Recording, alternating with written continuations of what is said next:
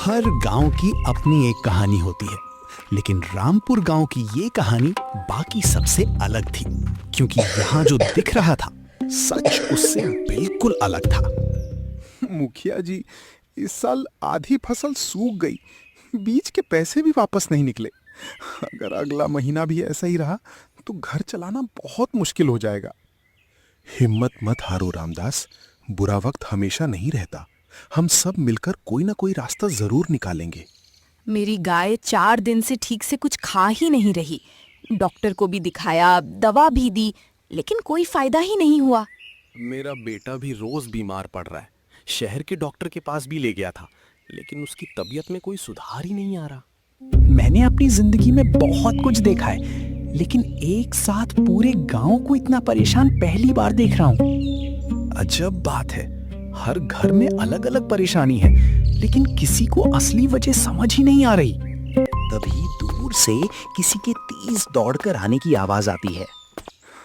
मुखिया जी, बहुत बड़ी खबर है। अरे गोपाल, पहले सांस तो ले लो। क्या हुआ? इतने घबराए हुए क्यों हो? मैं अभी पड़ोस के गांव से आ रहा हूं। वहां एक बहुत बड़े सिद्ध बाबा आए हैं।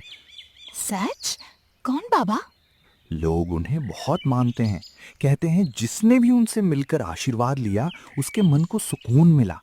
सुबह से शाम तक उनके पास लोगों की लाइन लगी रहती है। क्या वो सच में लोगों की मदद करते हैं? मैंने अपनी आंखों से देखा है। दूर दूर के गांवों से लोग उनसे मिलने आ रहे थे। हर कोई उनकी तारीफ ही कर रहा था। अगर ऐसा है तो हमें भी उन्हें अपने गांव बुलाना चाहिए। हाँ मुखिया जी, हो सकता है बाबा जी के आने से हमारे गांव की परेशानियां भी कम हो जाएं। ठीक है, मैं आज ही कुछ लोगों के साथ जाकर बाबा जी से मिलूंगा। अगर वो मान गए तो उन्हें रामपुर जरूर लेकर आऊंगा। हाँ बिल्कुल, भगवान करे बाबा जी हमारे गांव जरूर आए। सब गांव वाले उम्मीद भरी नजरों से मुखिया जी की तरफ देखते हैं। अगले दिन दोपहर का समय, गांव के बाहर मिट्टी के रास्ते पर लोग खड़े हैं। दूर से एक बाबा भगवा कपड़े पहने, लंबी सफेद दाढ़ी, धीरे धीरे गांव की तरफ आ रहे हैं। प्रणाम बाबा जी, प्रणाम। खुश रहो बच्चों, भगवान तुम सब पर अपनी कृपा बनाए रखे। बाबा जी, हमारा रामपुर गांव पिछले कुछ समय से बहुत परेशानियों से गुजर रहा है। हम सब ने आपके बारे में बहुत सुना है। अगर आप कुछ दिन हमारे गांव में रुक जाएं तो हम सब बहुत धन्य हो जाएंगे। मैं तो सिर्फ भगवान का सेवक हूं मुखिया जी। अगर किसी के दुख कम करने का मौका मिले तो उससे बड़ा पुण्य और क्या होगा। बाबा जी, मेरी गाय कई दिन से बीमार है। मैंने डॉक्टर भी बुलाया, दवा भी दी, लेकिन कोई फायदा नहीं हुआ। चिंता मत करो बेटी, कभी कभी समय ही खराब होता है। कल सुबह गाय को मेरे पास ले आना, भगवान की कृपा से सब ठीक हो जाएगा। बाबा जी, मेरा बेटा रोज बीमार पड़ जाता है, पढ़ाई भी नहीं कर पा रहा। उसके माथे पर ये भभूत लगा देना और कल उसे भी मेरे पास लेकर आना। धन्यवाद बाबा जी। बाबा जी, गांव के मंदिर के पास एक खाली कुटिया है। अगर आप चाहें तो वहीं आराम से रह सकते हैं। बहुत अच्छा, वहीं रह लूंगा। लेकिन एक बात याद रखना, मैं किसी से पैसा नहीं लेता। सिर्फ प्रेम और श्रद्धा ही मेरे लिए सब कुछ है।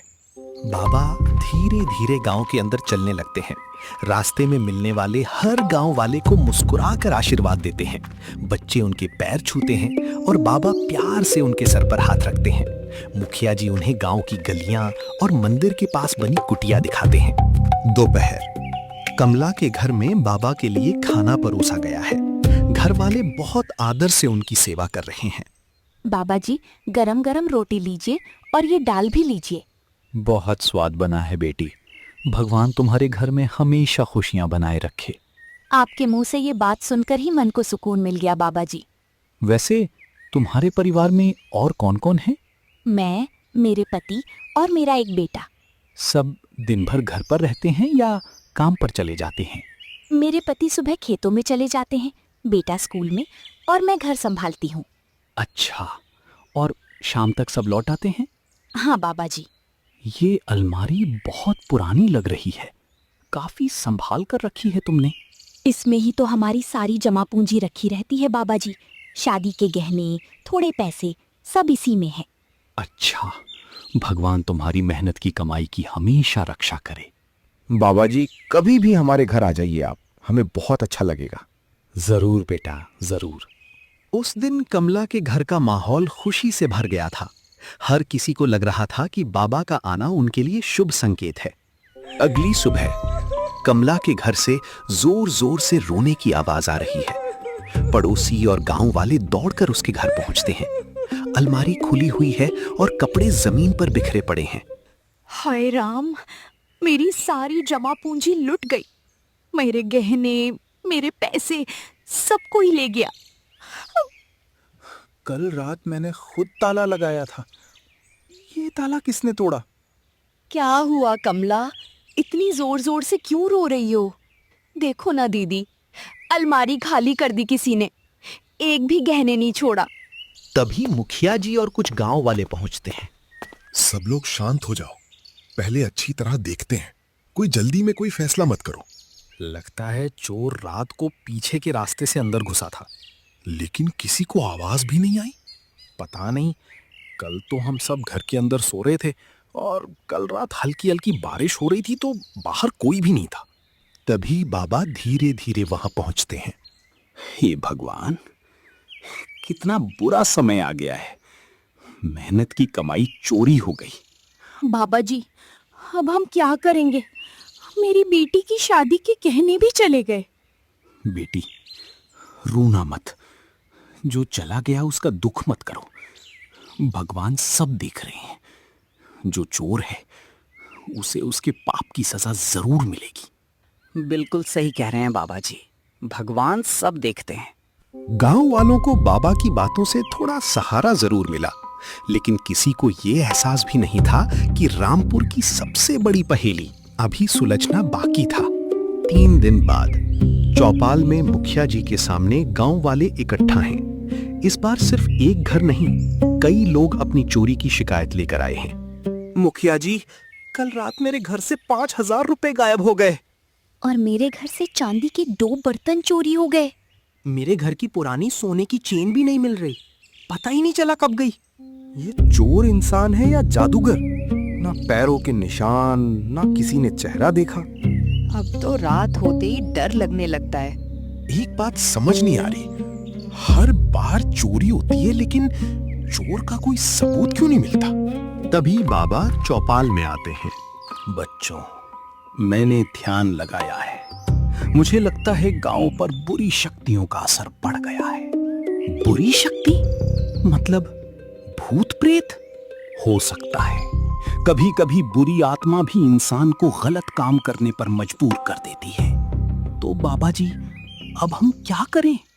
कल रात मैं मंदिर में एक विशेष पूजा करूंगा, उसके बाद सब ठीक हो जाएगा। लेकिन आज से सूरज ढलते ही कोई भी घर से बाहर मत निकलना, ये बहुत जरूरी है। जी बाबा जी, जैसे आप कहेंगे वैसे ही करेंगे। उस रात सूरज ढलते ही पूरा रामपुर गांव सन्नाटे में डूब गया। हर घर का दरवाजा जल्दी बंद हो गया और लोग बाबा की बात मानकर घरों से बाहर निकलना छोड़ दिए। लेकिन उसी रात रामपुर में कुछ ऐसा होने वाला था जिसके बारे में किसी ने सोचा भी नहीं था। रात का समय, पूरा रामपुर गांव सन्नाटे में डूबा हुआ है। दूर कुत्ते भौंक रहे हैं, हवा की आवाज आ रही है। अचानक सफेद कपड़े में लिपटा हुआ एक साया गली के कोने से गुजरता है। अरे, ये सफेद कपड़े में कौन जा रहा है? नहीं, ये कोई आदमी नहीं लग रहा। अचानक वो साया पेड़ के पीछे गायब हो जाता है। कौन है वहां? कौन है पेड़ के पीछे? कोई जवाब नहीं आता। रघु डरकर दरवाजा बंद कर देता है। क्या हुआ जी? मैंने अभी बाहर सफेद साया देखा। चुप करो जी, ऐसी बातें मत बोलो। चुपचाप सो जाओ, सुबह देखेंगे। बाबा जी ने बोला है ना, रात को नहीं निकलने। अगली सुबह मुखिया जी, मैंने अपनी आंखों से देखा है। कल रात गांव में कोई सफेद साया घूम रहा था और अचानक पेड़ के पीछे कहीं गायब हो गया। मैंने भी रात को अजीब सी घंटी की आवाज सुनी थी। मुझे लगा किसी ने मेरे दरवाजे पर खटखटाया। दरवाजा खोला तो बाहर कोई नहीं था। सब गांव वाले धीरे धीरे घबराने लगते हैं। अब रामपुर में सिर्फ चोरी का ही नहीं बल्कि एक रहस्यमयी साए का भी डर फैल चुका था। भूत की बात पूरे गांव में आग की तरह फैल गई। अब हर किसी को लगा कि इस परेशानी का हल सिर्फ बाबा ही निकाल सकते हैं। बाबा जी, कल रात रघु ने सफेद साया देखा। मैं झूठ नहीं बोल रहा बाबा जी। मेरे घर के बाहर भी किसी के चलने की आवाज आ रही थी। डर इंसान का सबसे बड़ा दुश्मन होता है। पहले घबराना बंद करो। तो क्या सच में गांव में कोई बुरी शक्ति आ गई है? मैं बिना देखे कुछ नहीं कह सकता, लेकिन आज रात मंदिर में एक विशेष पूजा करूंगा। अगर पूजा से गांव का डर खत्म होता है तो हम सब मिलकर पूजा करवाएंगे। तब तक एक बात याद रखो, सूरज ढलने के बाद बिना जरूरत घर से बाहर मत निकलना। जी बाबा जी, आप जो कहेंगे वही होगा। बाबा की बात सुनने के बाद गांव वालों का डर थोड़ा कम जरूर हुआ, लेकिन उस रात रामपुर में फिर कुछ अजीब होने वाला था। 2 दिन बाद रमेश और उसकी पत्नी गांव से बाहर रिश्तेदारों के पास जाने की तैयारी कर रहे हैं। मुझे डर लग रहा है, अगर हमारे ना होने पर चोर आ गया तो? मेरे पास 20,000 रुपए है। ये सारी जिंदगी की बचत है। इन्हें घर में छोड़ना ठीक नहीं। एक ही जगह है जहां मुझे पूरा भरोसा है। दोनों बाबा की कुटिया पहुंचते हैं। बाबा जी, हमें 2 दिन के लिए गांव से बाहर जाना है। मैं चाहता हूं ये पैसे आपके पास सुरक्षित रहें। नहीं बेटा, मैं किसी का पैसा हाथ नहीं लगाता। तो फिर क्या करूं? मेरी कुटिया के अंदर एक जगह खोद कर तुम खुद रख दो। मैं तब तक बाहर चला जाता हूं। मुझे भी नहीं पता चलेगा तुमने कहां रखा। रमेश एक जगह देखकर पैसे छुपा देता है। अब मुझे बिल्कुल चिंता नहीं है। रमेश को पूरा भरोसा था कि उसकी जिंदगी भर की कमाई अब बिल्कुल सुरक्षित है, लेकिन किस्मत उसके लिए कुछ और ही लिख चुकी थी। सफर से लौटते ही रमेश सीधा बाबा की कुटिया गया। उसे यकीन था कि उसके पैसे वहीं मिलेंगे जहां उसने छुपाए थे। बाबा जी, हम वापस आ गए। अब अपने पैसे निकाल लेता हूं। रमेश मिट्टी खोदता है। अरे, यहाँ तो कुछ भी नहीं है। अच्छी तरह देखो ना। मैंने इसी जगह रखा था। ये कैसे हो सकता है? बाबा जी, मेरे पैसे नहीं मिल रहे। बेटा, पैसे तुमने रखे थे, मैंने तो देखा भी नहीं। लेकिन थे तो यहीं। हो सकता है तुम जगह भूल गए हो या फिर कहीं और रखे हो। वो हमारी सारी बचत थी बाबा जी। रमेश समझ ही नहीं पा रहा था कि उसके पैसे आखिर गए कहां, और अब उसके पास सिर्फ एक ही रास्ता था। शाम का समय, मुखिया जी के आंगन में रमेश और कुछ गांव वाले बैठे हैं। मुखिया जी, मैंने अपनी हाथों से पैसे वहीं दबाए थे। तुम्हें पूरी तरह यकीन है? एक एक चीज याद है। मुखिया जी, ये हमारी जिंदगी भर की कमाई थी। ना बाबा ने पैसे देखे, ना किसी और को पता था। जल्दी किसी नतीजे पर नहीं पहुंचना चाहिए, पहले सच का पता लगाना जरूरी है। अब क्या करेंगे मुखिया जी? कल से हम हर बात को ध्यान से देखेंगे, चाहे कितना भी वक्त लगे। असली सच सामने लाकर रहेंगे। मुखिया जी ने सच का पता लगाने का फैसला तो कर लिया था, लेकिन उन्हें बिल्कुल अंदाजा नहीं था कि सच उनकी सोच से भी ज्यादा हैरान कर देने वाला होगा। सुबह का समय, मुखिया जी के आंगन में मुखिया जी, रमेश और कुछ भरोसेमंद गांव वाले बैठे हैं। रमेश, तुम्हारी बात पर मुझे भरोसा है, लेकिन सिर्फ भरोसे से चोर नहीं पकड़ा जा सकता। तो फिर हम क्या करें मुखिया जी? हम एक छोटा सा इम्तिहान लेंगे। कैसा इम्तिहान मुखिया जी? मैं भी कुछ रुपए लेकर बाबा के पास जाऊंगा और वही तरीका अपनाऊंगा जो रमेश ने अपनाया था।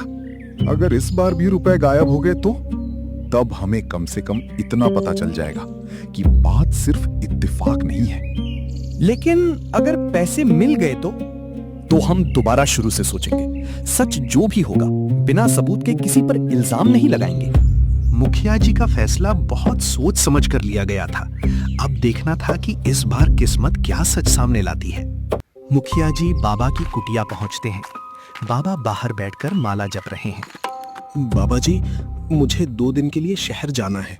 मेरे पास कुछ रुपए हैं, इन्हें आप संभाल कर रखें। बेटा, पहले भी कहा था, मैं किसी का पैसा हाथ नहीं लगाता। बस 2 दिन की बात है। ठीक है, तुम मेरे कुटिया में इसको कहीं दबा दो। मुखिया जी अंदर जाकर रुपए दबा देते हैं। बाबा जी, मैं अब 2 दिन बाद लौटूंगा। भगवान तुम्हारी यात्रा मंगल करी। मुखिया जी चले जाते हैं, लेकिन इस बार वो थोड़ी दूर जाकर एक पेड़ के पीछे छुप जाते हैं। इस बार मुखिया जी सच में गांव नहीं छोड़े थे, वो सिर्फ इंतजार कर रहे थे कि आगे क्या होता है। शाम का समय, बाबा धीरे से अंदर जाते हैं। मुखिया जी पेड़ के पीछे से देखते रहते हैं। बाबा उसी जगह की मिट्टी खोदने लगते हैं जहां रुपए दबाए गए थे। बाबा रुपए निकालकर दूसरी जगह छुपाने लगते हैं। रुक जाइए बाबा।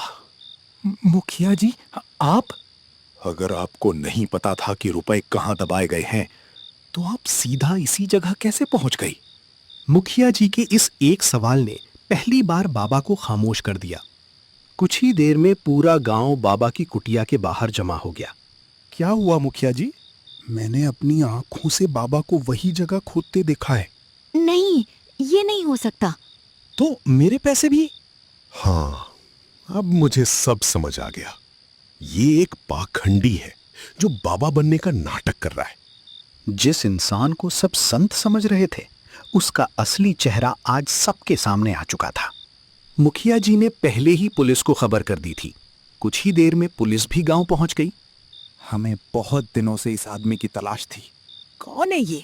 ये कोई बाबा नहीं, ये एक मशहूर डाकू है। पुलिस से बचने के लिए बाबा बनकर अलग अलग गांव में रहता था। इसीलिए मेरे पैसे गायब हुए थे। हर रोज किसी न किसी के घर खाना खाता था, इसीलिए उसे हर घर की जानकारी मिल जाती थी। याद रखो, इंसान की पहचान उसके कपड़ों से नहीं, उसके कर्म से होती है। इसके खिलाफ कई राज्यों में केस दर्ज हैं। आज इसका खेल खत्म हो गया। रामपुर गांव ने उस दिन एक बहुत बड़ी सीख ली। किसी पर भरोसा करने से पहले उसकी सच्चाई जरूर जान लेनी चाहिए।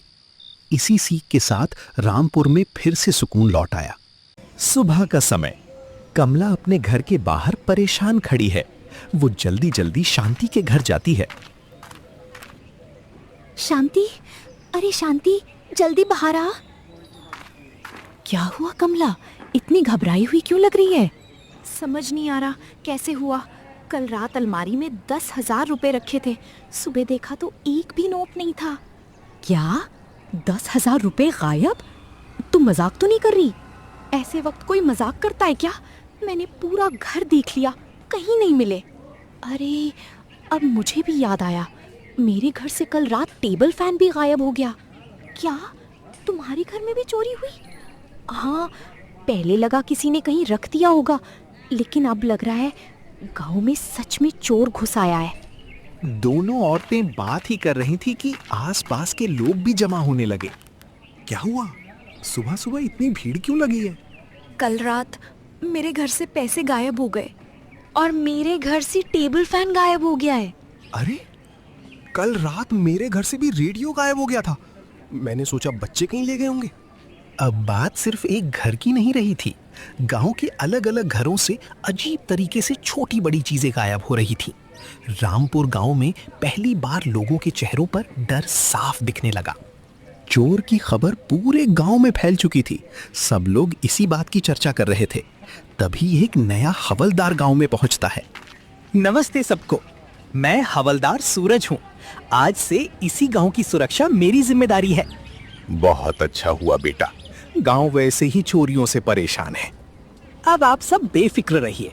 जब तक मैं हूँ, चोर ज्यादा दिन तक आजाद नहीं घूमेगा।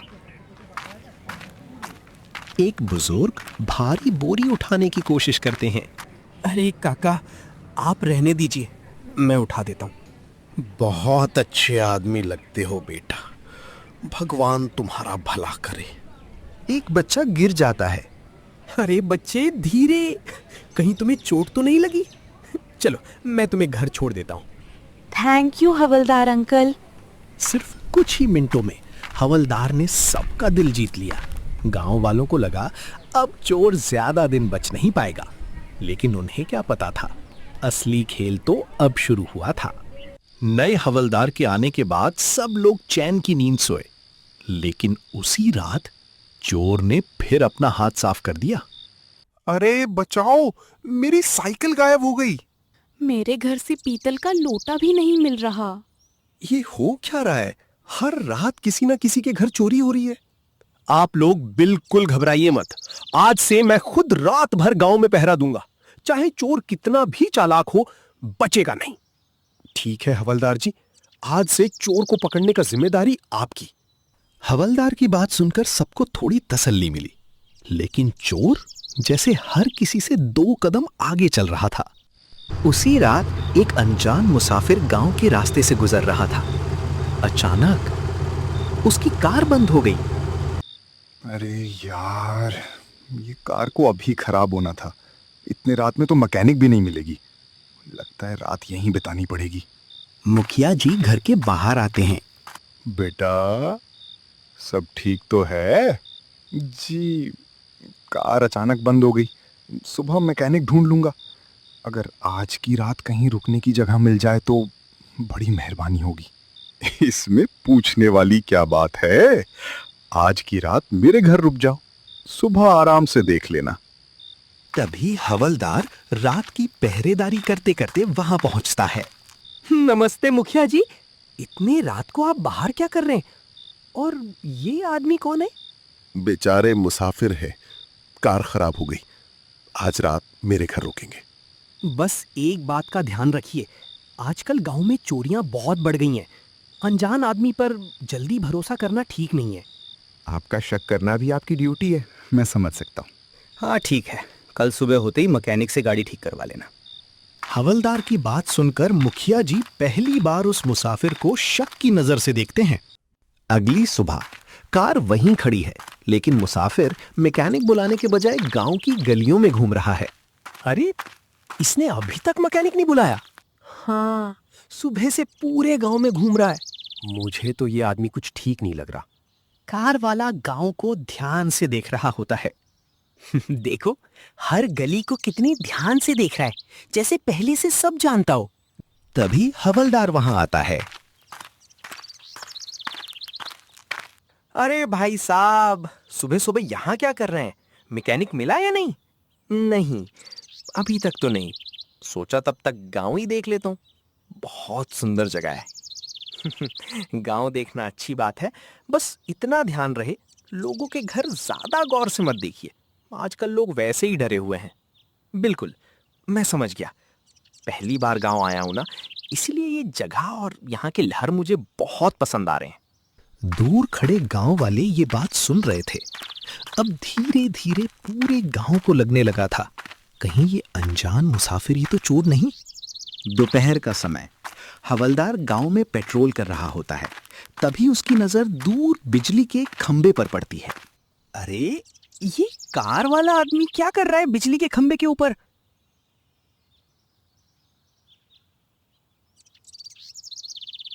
अरे भाई साहब, आप बिजली के खंबे पर क्या कर रहे हैं? कुछ नहीं, बस ऊपर से गांव देख रहा था कि कितनी खूबसूरत है। गांव देखने के लिए खंबे पर चढ़ते हैं लोग। ये बात कुछ हजम नहीं हुई। तब तक कुछ गांव वाले भी आ जाते हैं। अरे, ये तो सच में खंबे पर चढ़ा हुआ था। मैंने पहले ही बोला था, ये आदमी ठीक नहीं लगता। आप लोग गलत समझ रहे हैं। मैं सच में बस देख रहा था ऊपर से कि गांव कैसा लगता है। कार वाला आदमी बिना कुछ और बोले वहां से चला गया, लेकिन गांव वालों के दिल में उसके लिए शक और गहरा हो गया। सूरज ढल चुका था। हवलदार रूटीन चेकिंग कर रहा था। तभी उसने पेड़ के ऊपर किसी को बैठा देखा। अरे, कौन है ऊपर? नीचे उतरो जल्दी। कार वाला आदमी धीरे से पेड़ से नीचे उतरता है। फिर तुम अब पेड़ पर क्या कर रहे थे? कुछ नहीं, बस हवा खा रहा था। हवा खाने के लिए पेड़ पर? ये तो नया तरीका है। तब तक मुखिया जी और कुछ गांव वाले भी आ जाते हैं। अरे, क्या हुआ दरोगा जी? मुखिया जी, मैं इन्हें दूसरी बार अजीब जगह पकड़ रहा हूं। पहले बिजली के खंबे पर, अब पेड़ पर। मुझे तो ये चोर ही लगता है। बिल्कुल, ये पूरे गांव की जासूसी कर रहा है। सुनिए सब, कभी कभी जो दिखता है सच वो नहीं होता। उसकी ये बात किसी को समझ नहीं आई। सबको बस इतना लग रहा था ये आदमी कुछ छुपा रहा है। रात का समय, गांव में सन्नाटा है। रामू को नींद नहीं आ रही थी। वो घर के बाहर बैठा था। तभी उसने किसी को चुपके चुपके चलते देखा। कार वाला आदमी एक पुराने घर के पास रुकता है, इधर उधर देखता है और धीरे से अंदर चला जाता है। बस आज पक्का चोर पकड़ा गया। मैं अभी हवलदार को बुलाता हूं।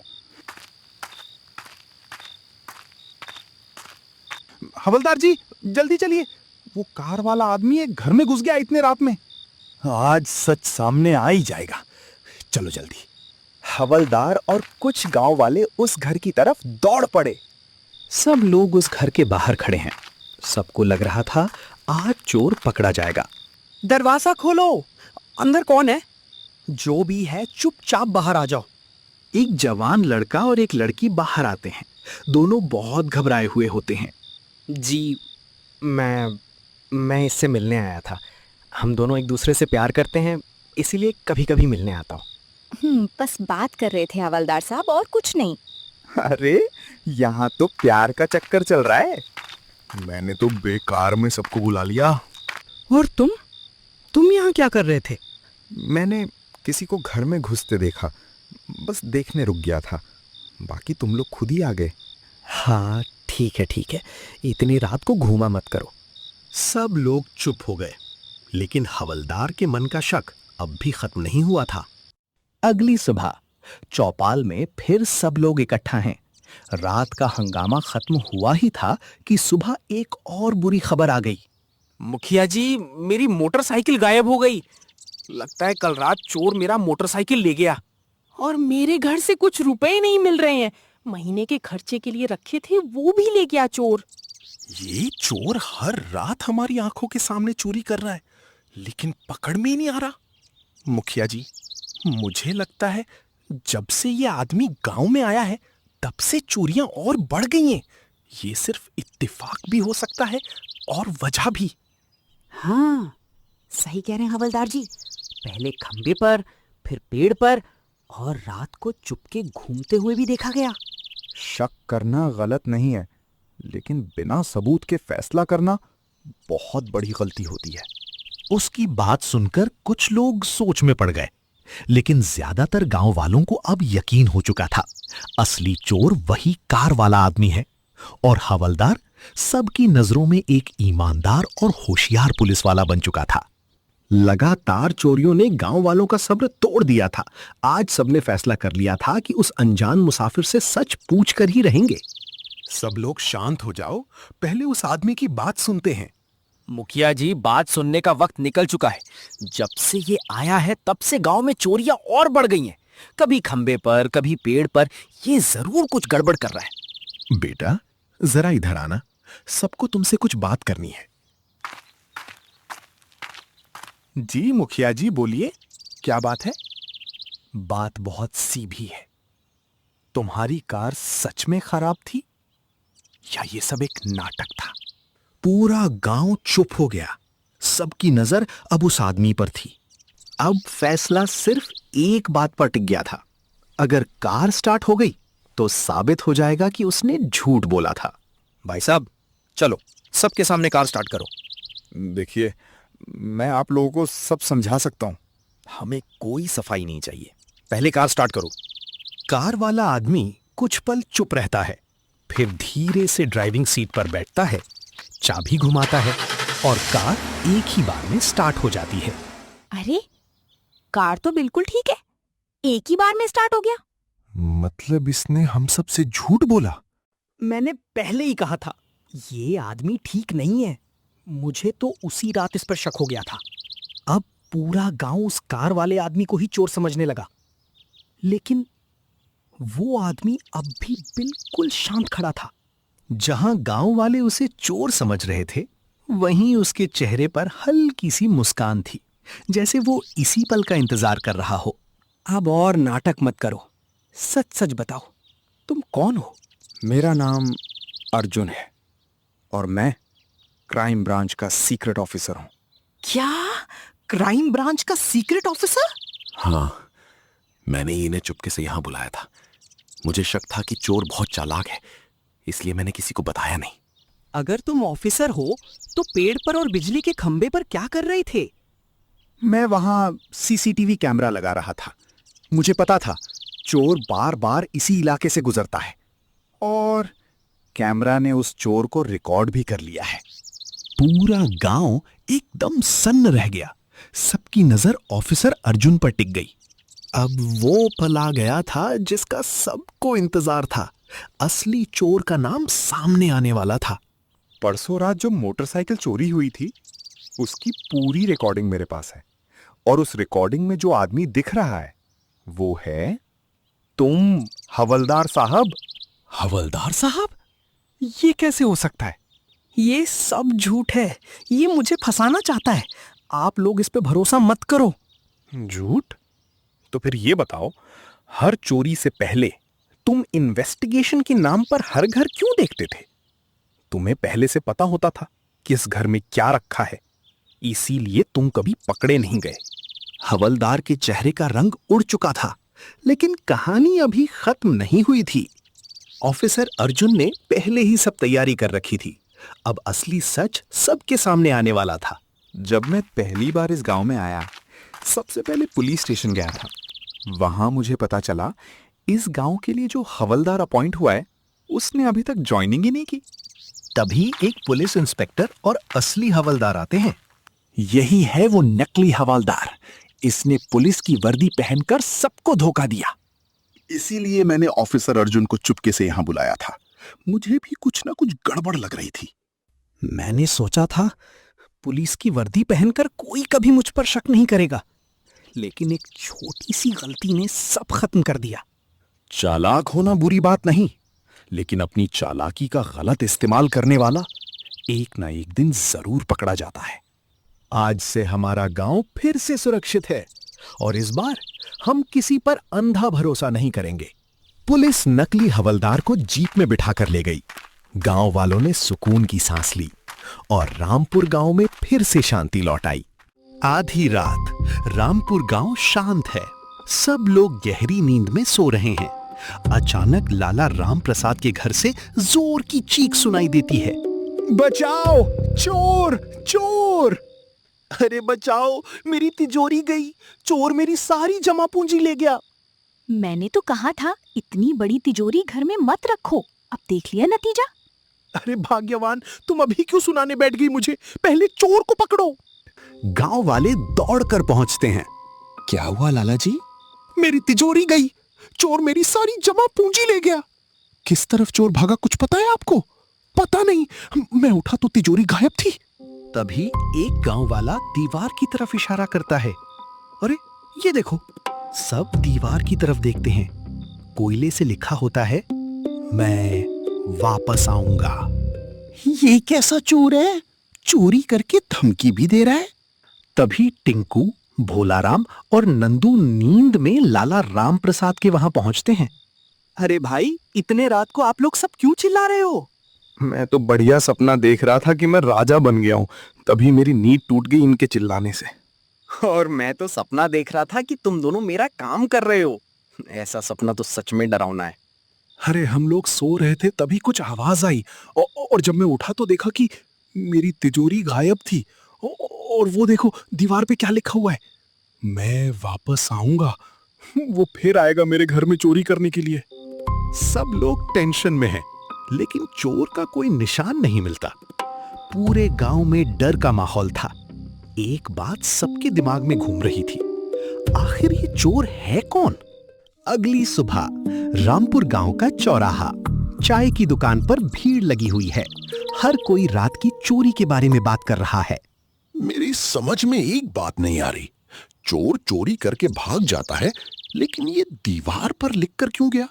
बस वही तो अजीब बात है। लगता है इस चोर को पकड़े जाने का डर ही नहीं है, या फिर ये हमें जानबूझकर डरा रहा है। यार मुझे एक बात समझ नहीं आ रही। तू पहले चाय पी ले, खाली पेट तुझे कुछ समझ नहीं आता। नहीं सच में, चोर ने इतनी बड़ी तिजोरी चुरा ली लेकिन गांव में किसी ने आवाज तक नहीं सुनी। बस इसी बात ने मुझे भी सोच में डाल दिया है। मुझे तो लगता है चोर रात को नहीं आया होगा, तो फिर दिन में आया होगा और रात को आराम से ले गया होगा। मैं तो बस इतना जानता हूं, अगर मुझे वो तिजोरी उठानी पड़ती तो मैं रास्ते में ही बैठ जाता। इतना भारी चीज मैं अकेले तो कभी नहीं उठा पाता। तभी लाला राम प्रसाद गुस्से में चौराहा पर आता है। सुन लो सब लोग, कल रात मेरी तिजोरी गई है, आज किसी और का सामान जा सकता है। अगर आज चोर पकड़ा गया ना तो मैं उसे सीधा पुलिस के हवाले करूंगा। लेकिन पकड़ेगा कौन? रात को तो किसी ने कुछ देखा ही नहीं। इसीलिए आज रात पूरा गांव पहरा देगा। हर गली में लोग जागते रहेंगे। आज देखते हैं वो चोर कैसे आता है। मुझे लग रहा है मेरी तबीयत खराब होने वाली है। अभी तो बिल्कुल ठीक लग रहा है, रात का पहरा सुनते ही बीमारी शुरू हो गई। चिंता मत कर, पहरा सबको देना है। तो फिर ठीक है, अकेले दुखी होने से अच्छा है सब साथ में दुखी हों। चोर के मैं वापस आऊंगा वाले मैसेज के बाद गांव वाले सतर्क हो गए थे। हर गली में लोग जाग रहे थे। टिंकू, नंदू और भोलाराम भी पहरा दे रहे थे। ध्यान से देखते रहना, अगर चोर नजर आए तो तुरंत आवाज लगाना। हाँ, लेकिन अगर चोर मुझे पहले देख ले तो तू पहले आवाज लगा देना। यार मुझे समझ नहीं आ रहा, चोर को लिखने का इतना शौक क्यों है? पता नहीं, लेकिन एक बात पक्की है, वो गांव वालों को डरा रहा है। तभी एमिली टॉर्च लेकर उनके पास आती है। कुछ मिला तुम लोगों को? नहीं, चोर शायद हमसे ज्यादा होशियार है या फिर हमसे ज्यादा आलसी, इसीलिए बाहर ही नहीं निकला। रात और गहरी हो गई, हर तरफ सन्नाटा था। कुछ देर बाद टिंकू को दूर एक साया दौड़ता हुआ दिखा। अरे उधर देखो, कहां? वो रहा। तीनों उस तरफ दौड़ते हैं, लेकिन वहां पहुंचने पर कोई नहीं मिलता। चोर आसपास ही था, लेकिन फिर भी उनके हाथ नहीं आया। पूरे गांव ने रात भर पहरा दिया था। सबको लग रहा था कि इस बार चोर डर कर भाग गया होगा, लेकिन सुबह होते ही एक जोर की आवाज सुनाई दी। मेरा कैमरा, मेरा कैमरा! अरे ये तो एमिली की आवाज है। सुबह सुबह ये मेरा कैमरा क्यों कर रही है? अरे चल के देखते हैं, तभी तो पता चलेगा। तीनों दौड़कर एमिली के घर पहुंचते हैं। मेरा कैमरा गायब हो गया, पता नहीं कौन ले गया उसे। कहाँ रखा था तुमने अपना कैमरा? हाँ, मैं उसे टेबल पर रखकर सोई थी। सुबह उठी तो कैमरा ही नहीं था। वाह रे चोर, पूरा गांव जाग रहा था और तू फिर भी चोरी कर गया। लगता है चोर हमसे 2 कदम आगे चल रहा है, या फिर हम ही बहुत पीछे चल रहे हैं। 1 मिनट, इधर देखो। सब दीवार की तरफ देखते हैं। कोयले से फिर लिखा होता है, मैं वापस आऊंगा। इस आदमी को चोरी से ज्यादा लिखने का शौक है। सच में पता नहीं वो ऐसा क्यों करता है, वो क्या बताना चाहता है। लेकिन उसने मेरा कैमरा ही क्यों चुराया? बस वही बात समझ नहीं आ रही।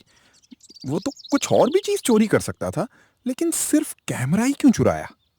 अब गांव वाले और भी परेशान हो गए। रात भर पहरा देने के बाद भी चोरी हो गई थी।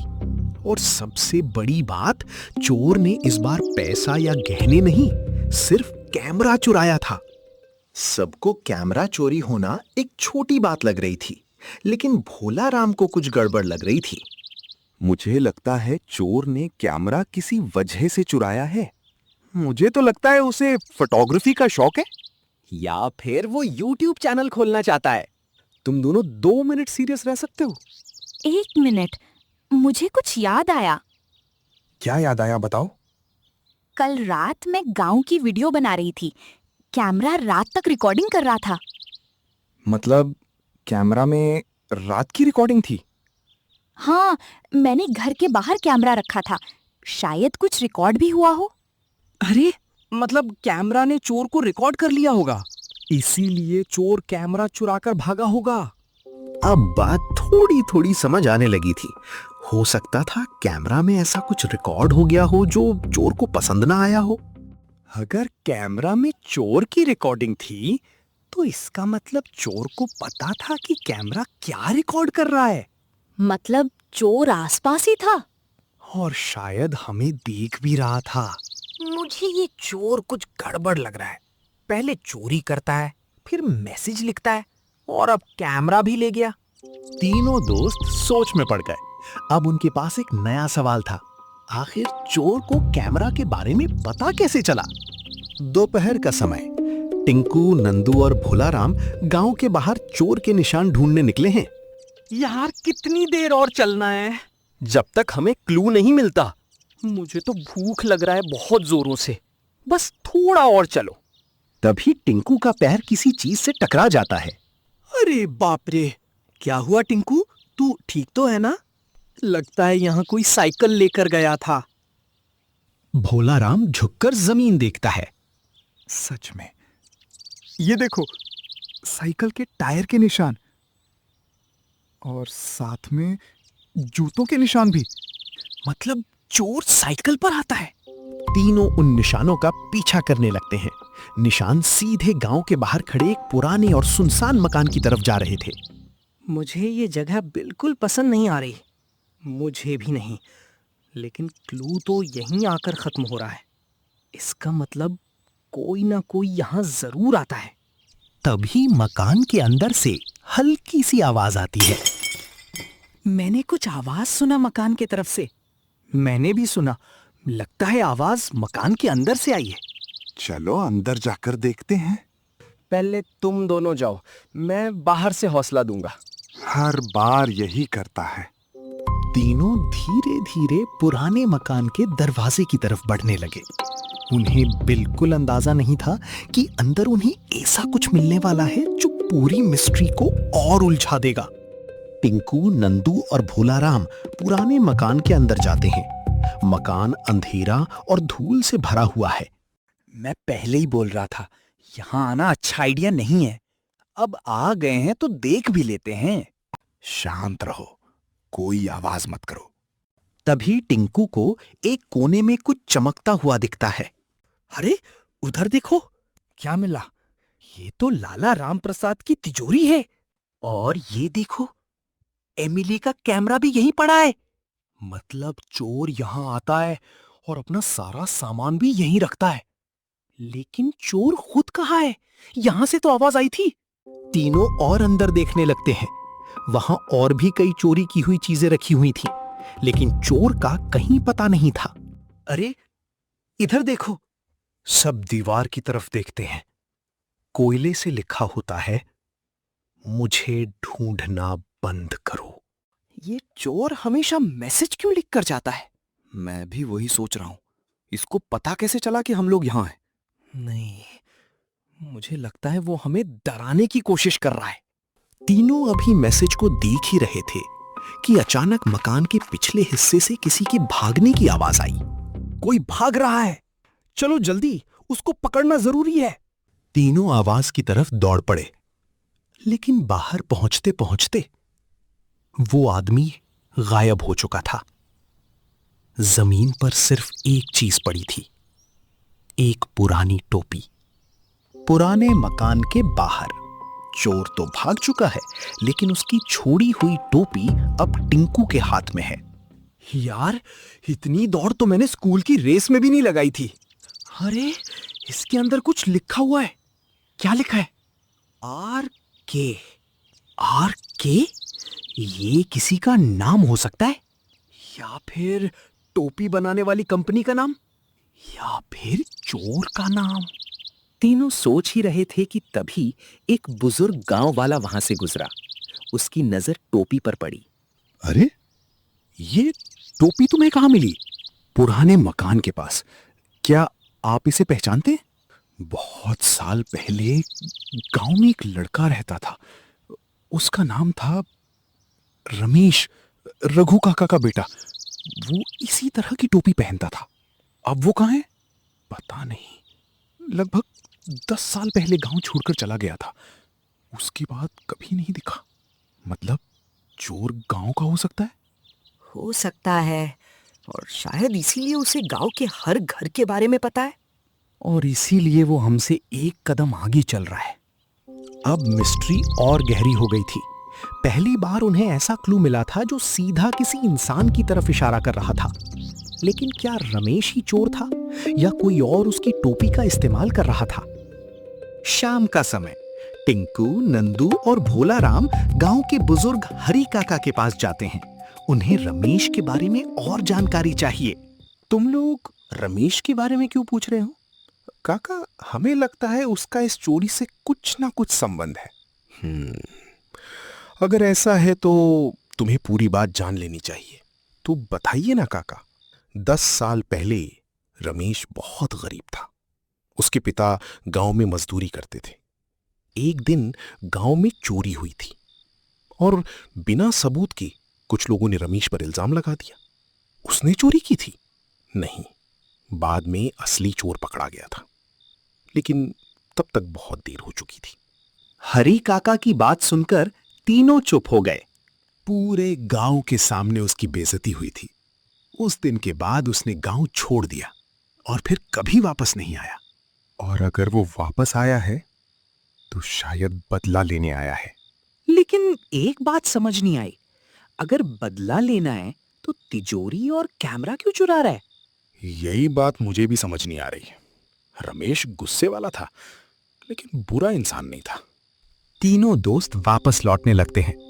रास्ते भर उनके दिमाग में एक ही बात चल रही थी, क्या रमेश सच में चोर है या कोई और उसका नाम इस्तेमाल कर रहा है? तभी एमिली भागते हुए उनके पास आती है। टिंकू, भोला राम, जल्दी आओ। क्या हुआ एमिली, तुम भाग क्यों रही हो? मेरा कैमरा मिल गया। कहां से मिला तुम्हें तुम्हारा कैमरा? पुराने मकान के बाहर पड़ा था और कैमरा के अंदर एक नई वीडियो रिकॉर्ड हुई है। सब एक दूसरे की तरफ देखने लगे। अगर कैमरे में कुछ रिकॉर्ड हुआ था तो शायद पहली बार उन्हें चोर की झलक मिलने वाली थी। रात का समय टिंकू, नंदू और भोला राम पुराने मकान के पास चोर का इंतजार कर रहे हैं। यार, हम यहाँ कितनी देर खड़े रहेंगे? जब तक चोर नहीं आता।